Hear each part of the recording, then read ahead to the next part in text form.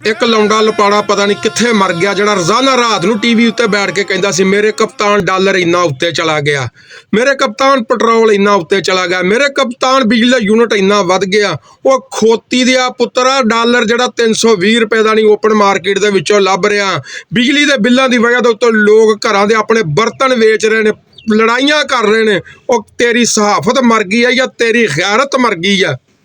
क्या हुआ 25 करोड़ लोगों से 12-14 लाख मुल्क छोड़कर चले गए, डॉक्टर चले गए, आईटी के एक्सपर्ट चले गए। क्या हुआ डॉलर 318 का हो गया? क्या हुआ पेट्रोल 290 का हो गया?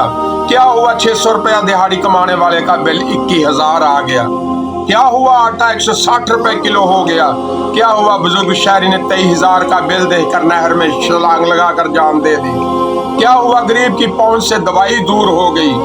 क्या हुआ अमीरों ने दुबई और लंदन में घर खरीद लिए? क्या हुआ गरीब की छत छिन गई?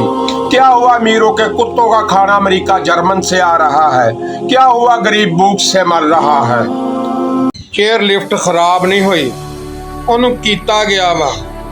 ਅਸਲ ਦੇ ਵਿੱਚ ਲਤੀਫ ਖੋਸਾ ਤੇ ਦੂਸਰੇ ਵਕਲਾਂ ਨੂੰ ਮੈਸੇਜ ਸੀਗਾ ਕਿ ਤੁਸੀਂ ਇਮਰਾਨ ਖਾਨ ਦੇ ਕੇਸਾਂ ਤੋਂ ਲਹਿਦਾ ਹੋ ਜਾਓ, ਵਰਨਾ ਕੋਈ ਵੀ ਹਾਦਸਾ ਰੂਨਮਾ हो सकता वा। गल यह भी लतीफ खोसा ने एक गल बड़ी जबरदस्त की आ कि इस तरह के बड़े छोटे छोटे खता जड़े हैं ना असीं बहिंदे वेखे ने। कहते हैं मौजन ने अजान दी तो कोई नमाजी नहीं आया, मौजन ने दूसरी मरतबा अजान दी, आधा गांव लड़ने चला आया, तुमने दूसरी मरतबा अजान क्यों दी?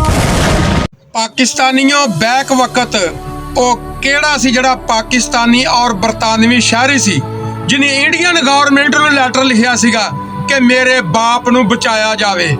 कमेंटां दे विच इहदा जवाब जरूर दो ताकि मैनूं पता लगे कि कौम दी यादाश्त किन्नी का।